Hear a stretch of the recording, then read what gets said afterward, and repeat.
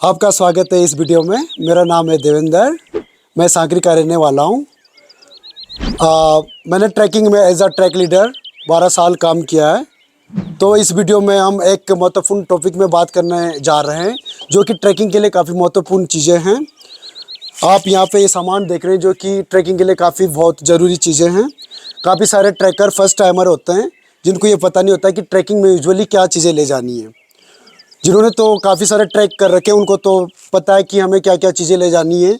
और जो first timer है, उनके लिए काफ़ी इंपॉर्टेंट वीडियो बनने वाली है। आप लास्ट तक ज़रूर देखिए इस वीडियो को। 1 बाय 1 स्टेप में आपको हर चीज़ बताऊंगा, क्या रिक्वायरमेंट की चीज़ें आपको ट्रैकिंग में रहती है। तो सबसे पहले मैं स्टार्ट करूँगा। हमारे पास ये बैग है, 65 से 70 लीटर का ये बैग है, जिसका काफ़ी महत्व रहता है हमारे ट्रैकिंग के लिए। इसमें आपका जो भी आपका क्लोथिंग रहता है, आपके जो भी ये यहाँ पे क्लोथिंग देख रहे हो, जो भी स्टेप है ये बैग में जाता है। इसको कैसे पैक करना वो लास्ट के वीडियो में बताऊंगा मैं। उसके अलावा हमारे पास एक छोटा बैग रहता है, इसे डे पैक बोला जाता है। इसमें बेसिक चीज़ें जाती है, जैसे आपका ड्राई स्नैक्स हो गया, आपका वाटर बोतल हो गया, पोंचो हो गया, आपका सनस्क्रीन हो गया, और आपकी बेसिक मेडिसिन जो किसी डे पैक में रहता है। कभी कभी क्या होता है, आप ट्रैक में जाते हो और आप अपना बैग अपलोड करवाते हो, तो ये कचर पे जाता है, और आपका जब खुद कैरी करते हो तो इसके लिए डे पैक आपका काफ़ी इंपॉर्टेंट चीज़ है। सबसे महत्वपूर्ण चीज़ है, जब आप बैग कैरी करते हो तो मेक श्योर कि आपके बैग में रेन कवर होना चाहिए, क्योंकि हाई एल्टीट्यूड में कभी भी माउंटेन में बर्फ़ या रेन फॉल के चांसेस रहता है। तो उसके प्रोटेक्शन के लिए आपके पास बैग का कवर होना काफ़ी इंपॉर्टेंट है। उसके बाद यह ट्रैकिंग पोल आप देख सकते हो, इसको माउंटेन टर्मिनोलॉजी में थर्ड ले कहा जाता है।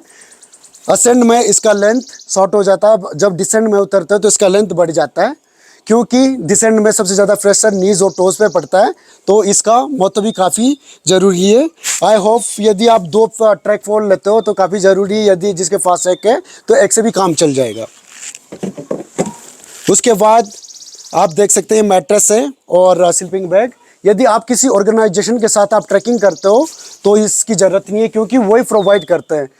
उसके अलावा यदि आप individual as a alpine style में ट्रैकिंग कर रहे हो तब जाके इसकी ज़रूरत है। अगली हमारी चीज़ आ जाती है जूते, जो कि ट्रैकिंग के लिए काफ़ी इंपॉर्टेंट है।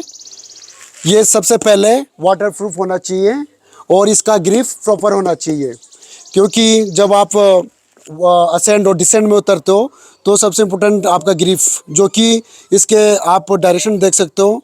यहाँ से देखना चाहोगे तो इसके अपोजिट साइड है, जो आगे वाले है उसके आपका डायरेक्शन आपका स्ट्रेट साइड है, जो कि ग्रिप को अच्छी तरह से बनाता है। उसके अलावा हाई एंकल शूज़ क्यों इंपॉर्टेंट है? हाई एंकल शूज़ इसलिए इंपॉर्टेंट है, जब आप डिसेंड में उतर रहे हो तो आपका एंकल सपोर्ट बना रहता है, अदरवाइज ट्विस्ट होने के ज़्यादा चांसेस रहते हैं। जो फर्स्ट टाइमर होते हैं उनको ज़्यादा पता नहीं होता कि इस क्वालिटी का आपको शू लेना चाहिए। तो मैं बताना चाहूँगा, यदि आप फर्स्ट टाइमर हो तो आपको 3 से 4 हज़ार का शूज़ ले सकते हो। सपोज दैट आप एक ट्रैक कर रहे हो, 2 ट्रैक कर रहे हो। यदि आपको कंटिन्यू ट्रैक करना है, लाइक आप एक साल में 3 से 4 ट्रैक कर रहे हो, तो आपको 8 से 10 हज़ार के शूज़ परचेस कर सकते हो, जिससे कि आप अपने आप को, अपने ट्रैक को और सक्सेस कर सकते हो।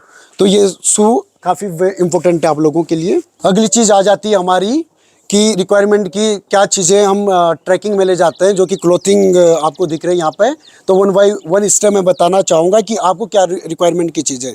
सबसे पहले ये थर्मल्स है, ये बहुत इंपॉर्टेंट है। जब टेम्परेचर -15 से 18 जाता है तो इसका काफ़ी सपोर्ट रहता है, तो आप इसको परचेज़ कर सकते हो। उसके अलावा एक फ्लीज़, ये भी आप ले सकते हो। उसके बाहर आपका ये एक थिक जैकेट, और इसको आप देख सकते हैं काफ़ी अच्छी क्वालिटी का आप ले सकते हैं, क्योंकि टेम्परेचर जब माइनस में जाता है तो नॉर्मल जैकेट वहाँ पे नहीं चलता है। उसके लिए आपको एक प्रॉपर थिक जैकेट या फिर ऐसा एक डाउन जैकेट ले सकते हो। ये सारी आइटमें आपको डेकाथलॉन में भी अवेलेबल मिल जाएगी। उसके बाद ये सनग्लासेस हम इसलिए भी पहनते हैं, चलते चलते कभी धूप हो जाती है, धूप की प्रोटेक्शन के लिए भी काफ़ी इंपॉर्टेंट है। और जब स्नोफॉल होता है और जो सूरज की किरणें वो बर्फ़ पर रिफ्लेक्ट होकर हमारे रेटिना को इफेक्ट करती है, उसके लिए भी काफ़ी ज़रूरी है। तो सन ग्लासेस दो प्रकार का होता है। एक आपका ये पूरा जो कि पूरे आपको आइज़ को क्लोज करता है ताकि कोई भी किरणें अंदर ना जाए। एक होता है खुला वाला, उसको आप अवॉइड करते हैं। यूजुअली जो ब्लैक वाला गोगल्स है आप उसको यूज़ करते हैं हाई एल्टीट्यूड में जब स्नोफॉल होता है। दूसरा आ जाता है हमारा हेड कैप, सन कैप, जो कि धूप से बचाता है। इसका भी काफ़ी महत्व है। अब आ जाता है हमारा सॉक्स। 2 से 3 पेयर आप सॉक्स रख सकते हो। चलते टाइम आप एक कॉटन सॉक्स यूज़ करते हो, जब आप कैंप साइड पहुँचते हो तो आप वुलन सॉक्स यूज़ कर सकते हो। तो एटलीस्ट 3 से 4 पेयर आपके पास सॉक्स होना चाहिए। ये आपके फ्लीस ग्लव्स जो कि अंदर पहनाए जाते हैं, उसके बाहर आप एक थिक ग्लव्स पहन सकते हो। जैसे मैं दिखाना चाहूँगा, जैसे ये वाले मोटे ग्लव्स हो गए और एक आपके पतले वाले फ्लीस ग्लव्स हो गए, आप इनको भी कैरी कर सकते हो, जो कि काफ़ी इंपॉर्टेंट है।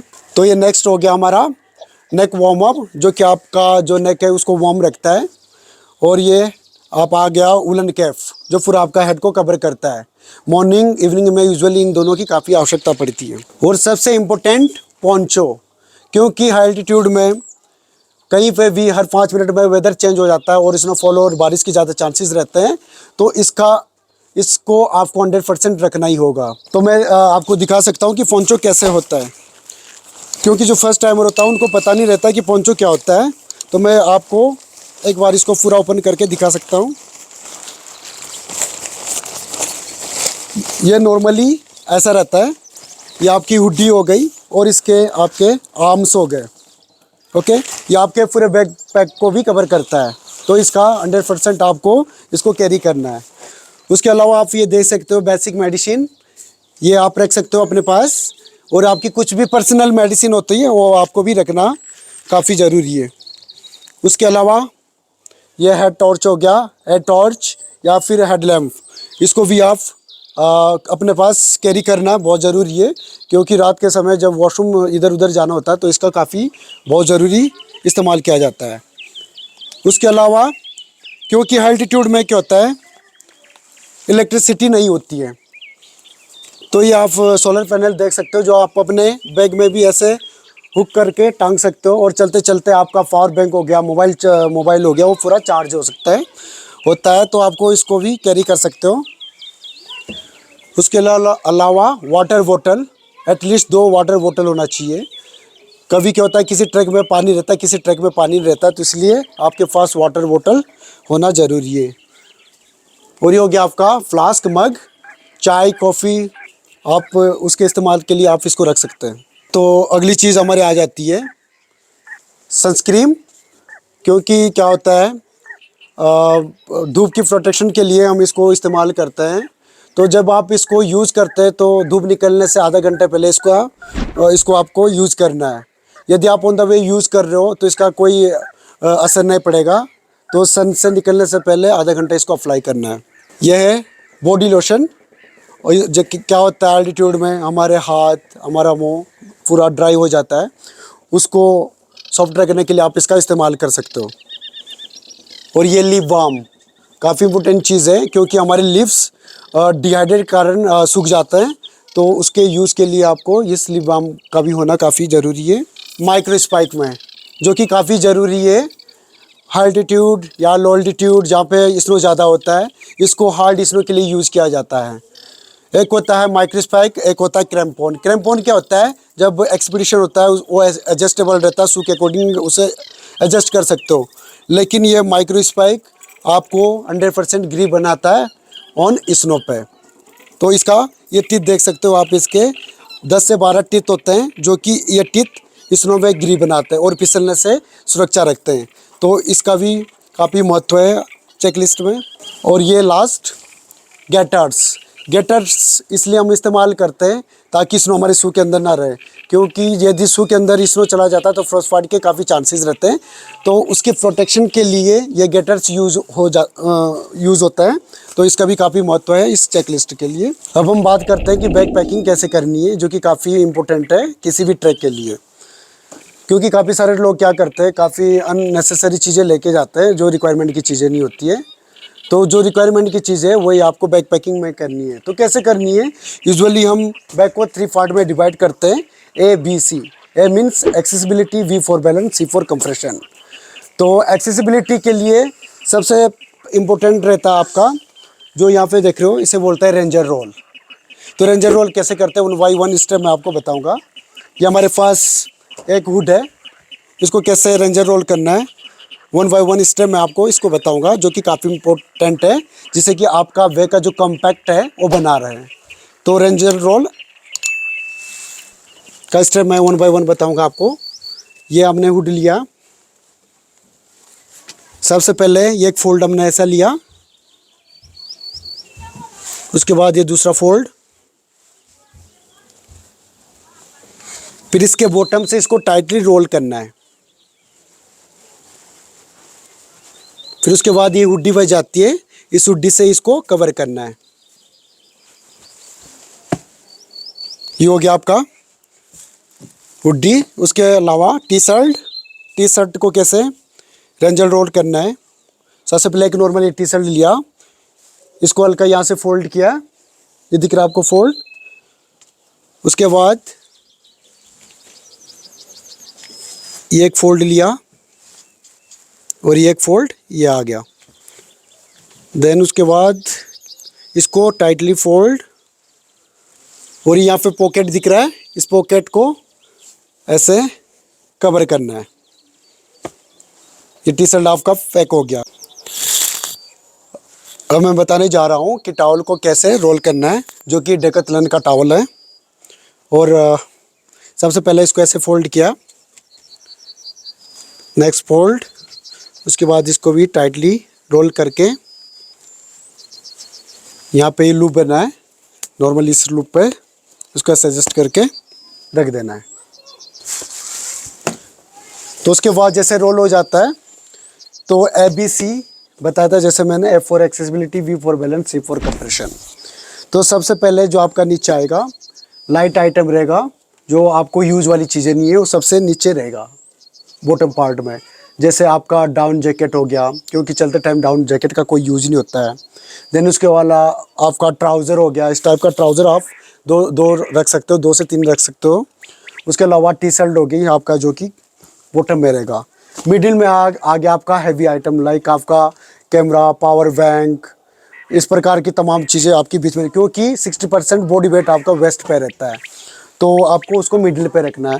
ऊपर आगे आपका नेसेसरी चीज़ें, जो आपको रिक्वायरमेंट की चीज़ें, जैसे आपका पोंचो हो गया, क्योंकि माउंटेन में सडनली बारिश हो जाती है, तो कभी आपका यदि बीच में रहेगा तो निकालने में प्रॉब्लम हो जाती है, इसलिए आपको उसको टॉप पे रखना, ताकि जैसे स्नोफॉल हो जाता है आपको निकाल के उसको यूज़ कर सकते हो।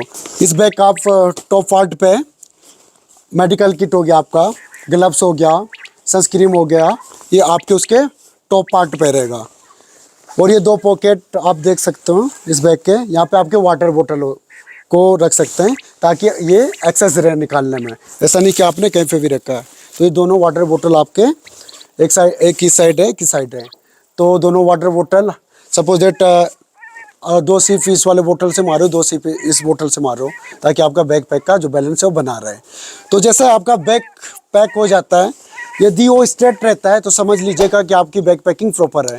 यदि वो स्ट्रेट नहीं रह रहा है, नीचे ऊपर जा रहा है, तो आपकी बैग पैकिंग ख़राब है, जिससे कि आपको स्ट्रेन आ सकता है आपके शोल्डर स्ट्रेप। तो बैग पैकिंग आपकी बहुत इंपॉर्टेंट है। उसके अलावा आप देख सकते हैं ये शोल्डर स्ट्रैप है, ये आपके हिप से 2 से 3 इंच ऊपर रहना चाहिए, ताकि पूरा बैग का जो बैलेंस है वो बना रहे। देन ये लोड लिफ्टर बोलते हैं इन्हें। जब आप असेंड में चढ़ होते हैं तो इसको प्रॉपर टाइट करना है। यदि आप डिसेंड में उतर रहे हैं तो ये लोड लिफ्टर को आप हल्का सा खोल देना है। अब आप देख सकते हैं कि हमने बैग पैक कर लिए हैं। तो ये डिफरेंट दिखा सकता हूँ मैं। एक ये 4 क्लास वाला बैग है, एक ये लोकल कंपनी वाला बैग है। तो इनमें क्या डिफरेंटिस है वो मैं आपको बताने जा रहा हूँ। तो सबसे पहले जो वाला बैग है आप देख सकते हैं, इसमें कोई बैक सपोर्ट नहीं है, और इस बैग में देख सकते हो आप पूरा प्रॉपर बैक सपोर्ट है, और इस पर रोड लगी है जो कि आपकी बैग को प्रॉपर एडजस्ट करता है। तो सपोज दैट मैंने ये बैग ये भी पैक किया, इसमें भी वही क्लॉथिंग है, इसमें भी यही क्लॉथिंग कर रखा है, बट इसका जो स्ट्रक्चर है वो पूरा सा दब चुका है और इसका पूरा स्ट्रेट है। ठीक है। तो यूजुअली जब हम इसको पहनते हैं तो ये क्या एक बॉल सा हो गया जो कि चलते चलते हमारे बैकबोन को काफ़ी डैमेज करता है। तो इसलिए जब भी आप ट्रैकिंग के लिए किसी बैग खरीदने जा रहे हो तो सबसे इम्पोर्टेंट उसके लिए आपके जो प्रॉपर जो शोल्डर स्ट्रैप हो गए और ये बैक सपोर्ट हो गए, एक बार इसको प्रॉपर चेक करके आप इसे डेकाथलॉन से परचेज कर सकते हो, जो कि ट्रैकिंग के लिए काफ़ी इम्पोर्टेंट है। तो सबसे पहले मैं बताना चाहूँगा कि इसको कैसे कैरी करते हैं, क्योंकि काफ़ी सारे लोग क्या करते हैं, ये इस स्ट्रैप से इसको ऐसे रख के रखते हैं, बट ऐसा नहीं करना, इससे कि हमारे जो शोल्डर है उसे स्ट्रैप डैमेज होने के चांसेस रहते हैं। तो सबसे पहले क्या करेंगे, ये लूप देख रहे होंगे आप, इस लूप को ऐसे होल्ड करके आप ऐसे नी पे रख के ये शोल्डर लिया, देन उसके बाद इसको प्रॉपर आपको दोनों शोल्डर पे लेना है। ये प्रॉपर आ गया आपका। उसके बाद आता हूँ मैं, इसे बोला जाता है शोल्डर स्ट्रैप। तो इसको आपको प्रॉपर दोनों शोल्डर स्ट्रैप को ऐसे प्रॉपर टाइट करना है, ताकि आपके हिप से 2 से 3 इंच ऊपर आपका ये बैग बना रहे हैं। ये देख सकते हैं आपके ये बेल्ट, इसको आपको ऐसे लॉक करना है, क्योंकि ताकि आपके बॉडी का वेट आपका हिप पे रहे। उसके बाद ये आपका चेस्ट स्ट्रैप आ गया, इसको भी आपको एडजस्ट करना है। उसके बाद आ जाता है आपका रोड लिफ्टर। ये 2 लूप है यहाँ पे। जब आप डिसेंड में उतर रहे हो तो इसको लूज करना है, जब असेंड में चढ़ रहे हो तो इसको प्रॉपर टाइट करना है, ताकि बॉडी का वेट माउंटेन की साइड बना रहे। तो ये काफ़ी ज़रूरी है। और जैसे रेस्ट पॉइंट आता है तो आराम से आप ये स्ट्रैप अनलॉक करके